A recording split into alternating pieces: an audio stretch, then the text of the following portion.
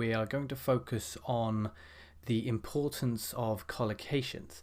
Now, this is all about how to make your vocabulary sound as natural as possible. So this is not just important for IELTS, but also important for life.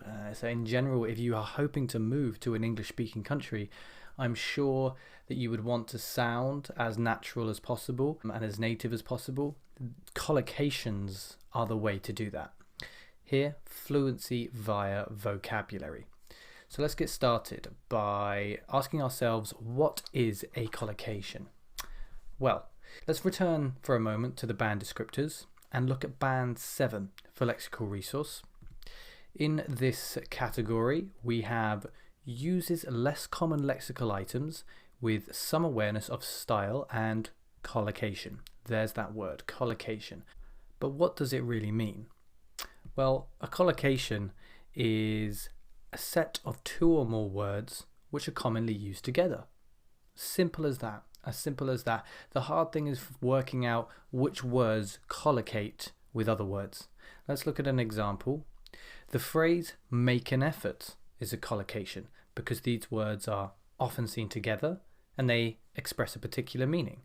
You don't have the expression do an effort or take an effort. The expression, the collocation, is make an effort. So why is this so important? Well, it's important for a number of reasons. First of all, collocations are important because they make language fluent, precise, expressive, and natural. Compare he's making a tattoo and he's getting a tattoo. The wrong version will instantly expose you as having a weak command of English. This is a commonly confused collocation. Note that getting is the correct verb to use with the noun tattoo. We don't make a tattoo, we get a tattoo. Another reason collocations are important is because they allow you to express lengthy ideas with just a few words, which saves you precious time during the test and it saves you precious time in life. You know, when we're speaking, this is why we use collocations. They're shorthand for longer ideas and expressions. Compare, he has decided what he is going to do with he has made up his mind. That latter example, a collocation, is both more natural and more concise, saves on time. And finally, collocations are useful because when grouped together, they demonstrate your language command. That is what you are trying to do when you achieve band 7 in IELTS. So let's focus on that idea here. When grouped together, collocations demonstrate your language command. What we're going to do is look at two paragraphs. One of them shows a strong command of English and the other one shows a weak command of English. See if you can work out which one is which. So first of all, one of the heavy problems about transport in public places is the expensive prices of tickets which people pay. This might happen due to the absence of competition between bus and train companies, which means that solitary companies can control the transport choices in an entire area and can therefore put their fees to be as expensive as they want. Now let's have a look at the second paragraph. One of the most pressing problems with public transport is the extortionate ticket prices which customers are required to pay. This might happen due to the lack of competition within the public transport industry, allowing one company to have a monopoly over transport options and charges in a particular town or city. Now, if your English command is strong and your comprehension is strong and you have immersed yourself in English enough, you should instantly realize that the top paragraph displays a weak command and the second paragraph displays a strong command. Why does it display a strong command? Because of language like this: pressing problems, public transport, extortionate ticket prices, required to pay, lack of competition, public transport industry, have a monopoly over, transport options. Much more natural, much more concise, much more fluent than things like heavy problems, expensive prices of tickets, absence of competition, solitary companies. These are not expressions which we use in English technically they make sense. They're not grammatically incorrect. They're just not common enough for them to be collocations, and there's this really stifled, unnatural sound coming through in the paragraph. So let's put the spotlight for a moment on that weak paragraph, the weak collocation command paragraph. So what's good about it? As you could probably guess, what's good about it is that, yeah, there's some less common, more advanced vocabulary shown. We've got words like absence and solitary and fees. It's not what your standard Band 5, Band 6 level student shows.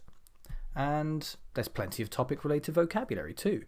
We've got words like tickets, bus and train, fees, public places. If you were paying attention in the last lecture, you'll know how important that topic-related vocabulary is, and that's great.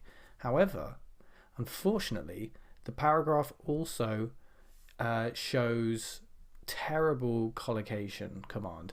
So the above good vocabulary is almost completely compromised due to the fact that it is not used correctly with collocation. It's such a shame, you know, when you see this paragraph, it's got all this great vocabulary, but it's not being used in a natural way.